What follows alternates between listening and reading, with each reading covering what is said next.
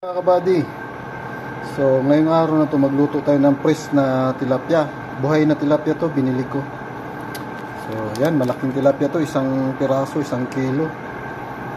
So yan, sisigang natin. Yan, Nor sinigang. So yan yung lulutuin natin. Ang ricado ay sibuyas at yung radish, luya, sili, kamatis, yan, yung pichay at ang sitaw. So nakabili tayo niyan at ngayon lulunod na natin yung ricado. Yan, huli na natin yung yan, yung luya.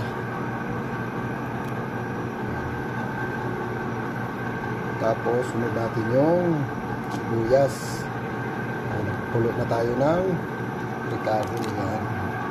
Sama na rin natin yung radish para papasok yung laman dyan. Yung sarap.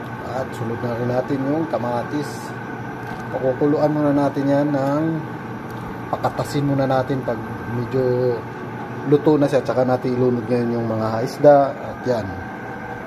So ayan mga kabady, luto na yung pinakulo natin. Lagyan na natin yung isda. Yan. Lagyan na rin natin ng asin. Yan.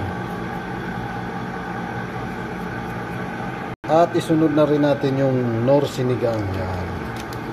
Sinigang sa gabi. Ayan na mga kabady, luto na yung ano natin. Sinigang na